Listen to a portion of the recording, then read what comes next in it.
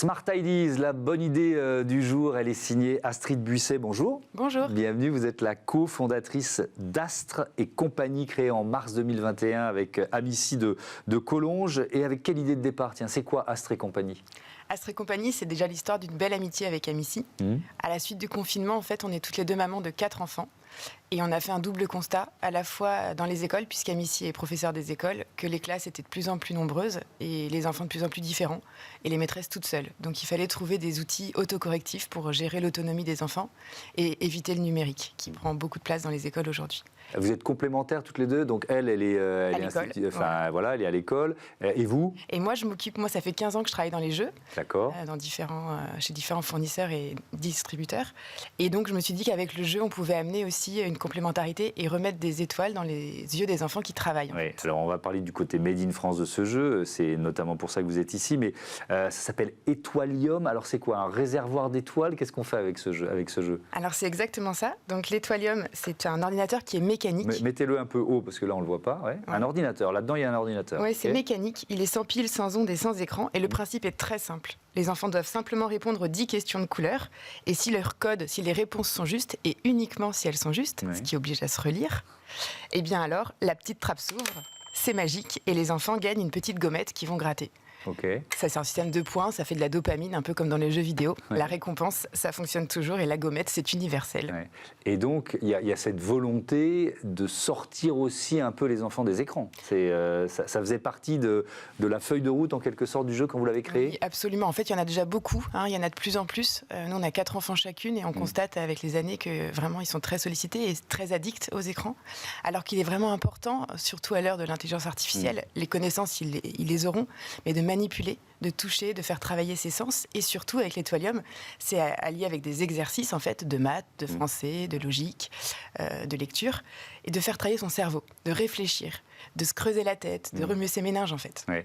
C'est intéressant d'ailleurs parce que la Suède, qui était vraiment passée à un système quasi tout numérique dans ses écoles, est en train de faire marche arrière en remettant des manuels papier. Donc c'est le fruit d'un travail collectif. Vous l'avez conçu en allant chercher des parents, des profs, qui a participé finalement à cette recherche et développement? Ça a pris combien de temps? C'est ça qui est compliqué surtout, c'était de trouver le mécanisme qui fonctionne bien, cette histoire de réservoir, donner de la force, et tout ça sans électronique. Et puis surtout, on avait vraiment une volonté d'éco-conception, donc de fabriquer en France, ce qui est un vrai défi aujourd'hui. Donc on a trouvé, c'est ça qui a été long. Donc on a travaillé avec un bureau d'études en Haute-Savoie, on a travaillé avec beaucoup de parents, beaucoup de professeurs des écoles, puisque associé à l'Étoilium, il y a énormément de contenu. Il y a une bibliothèque de contenu qui va de la grande section au CM2. Donc on trouve à chaque fois des spécialistes pour nous aider sur les contenus. 18 mois de mise au point, de recherche et développement. Il est fabriqué où, ce jeu? Il est fabriqué en Bretagne. Il est injecté en Bretagne. Tout est fabriqué en France. Tout ce qui va être accessoire, la partie métal, la partie ressort aussi. Tous les composants viennent de France. Et ensuite, c'est assemblé dans un centre d'aide au travail et expédié de Rennes.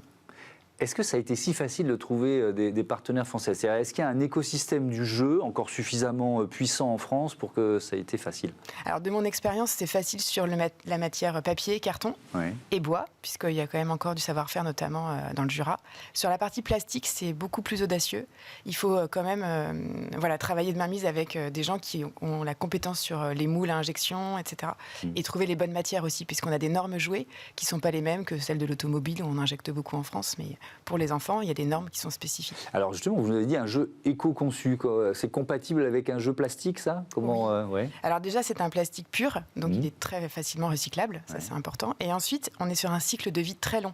L'Étoilium, c'est mécanique, donc en fait, on pourra jouer avec nos petits-enfants à l'Étoilium. Et encore après, il n'y a pas d'électronique, il n'y a pas de batterie, tout est très local. Donc finalement, notre bilan carbone, il va être meilleur qu'un jeu. D'ailleurs, vous proposez un service après-vente. Vous dites aux parents, ne surtout jetez pas l'Étoilium s'il est abîmé, c'est ça? Alors voilà, là, on commence tout juste à équiper les familles. Mais après, si jamais vous avez déjà quoi que ce soit, un souci, il ne marche plus, il s'abîme, vous nous le renvoyez, on vous le répare. C'est ce qu'on appelle du SAV à vie. Et voilà. La deuxième chose, c'est que nous, on va mettre en place un système de reconditionnement. On va récupérer les Étoiliums qui ne servent plus pour les revendre, pour avoir un marché de seconde main qui est aussi très important.